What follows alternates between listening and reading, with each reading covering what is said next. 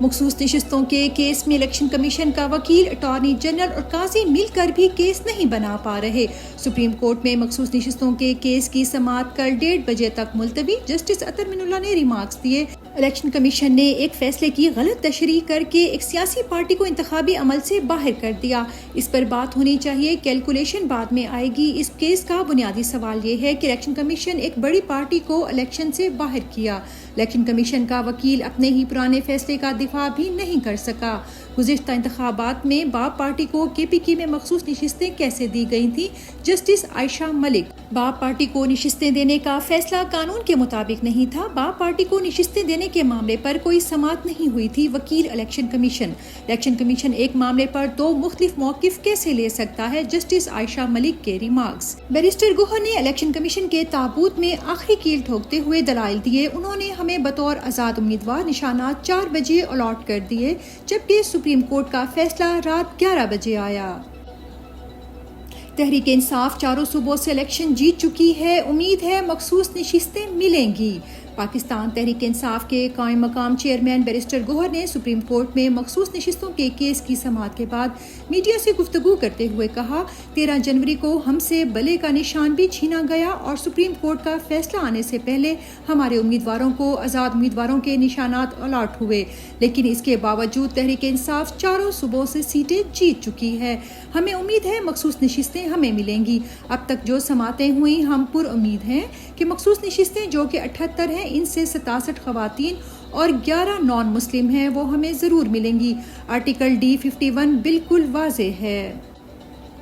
اب اگر عمران خان پر کوئی نیا کیس بنا تو اڈیالہ کے باہر دھرنا دیں گے۔ بانی چیئرمین تحریک انصاف عمران خان کی ہمشیرہ علیمہ خان نے سینئر صحافی کو انٹرویو دیتے ہوئے اعلان کیا، اگر ان لوگوں نے ایک اور کیس بنایا عمران خان پر تو ہماری فیملی اڈیالہ جیل کے باہر جا کر بیٹھ جائے گی۔ ہم تب تک بیٹھے رہیں گے جب تک کہ عمران خان ناجائز قید سے رہا نہیں ہوتے۔ علیمہ خان نے مزید کہا، جب عمران خان کو عدالت میں لایا جاتا ہے، پولیس والے عمران خان کو دعائیں دیتے ہیں، پروسیکیوشن والے دعائیں دیتے ہیں، وہ سارے ہمیں کہتے ہیں ہم عمران خان کے لیے بہت دعائیں کرتے ہیں۔ عمران خان نے آج تک یہی نہیں کہا میرے لیے نکلو، میرے لیے احتجاج کرو۔ عمران خان نے ہمیشہ ایک ہی پیغام بھیجا ہے، کفر کا نظام چل سکتا ہے، ظلم کا نہیں۔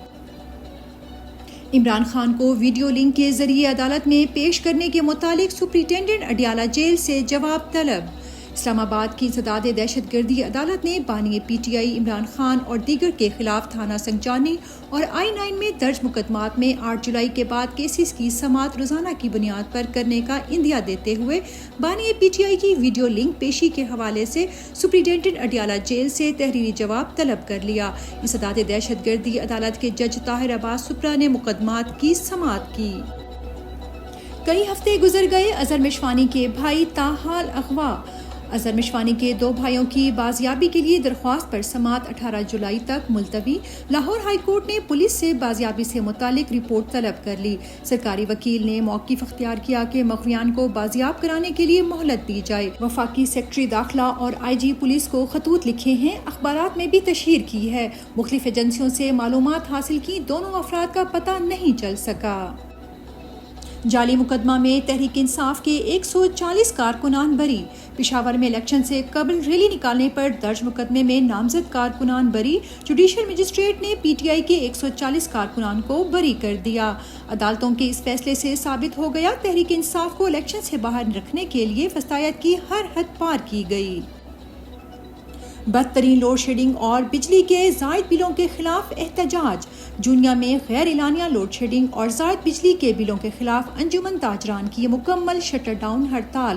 فارم 47 کی جعلی حکومت نے ہر طرف سے عوام کا جینا محال کر رکھا ہے۔ راتوں رات پیٹرول کی قیمت بڑھانے میں تمہیں شرم نہیں آتی، تمہارا دل نہیں ہلا۔ پیٹرول اور ڈیزل کی قیمت میں ایک بار پھر اضافہ۔ شہباز حکومت نے پیٹرول ₹7.45 اور ڈیزل ₹9.56 فی لیٹر مہنگا کر دیا۔ پیٹرول کی نئی قیمت ₹265.61 اور ڈیزل کی نئی قیمت ₹277.45 فی لیٹر ہو گئی۔ تحریک انصاف دور میں ₹1 بڑھانے پر مریم اورنگزیب کہا کرتی تھی، راتوں رات پیٹرول کی قیمت بڑھانے میں تمہیں شرم نہیں آتی، تمہارا دل نہیں ہلا۔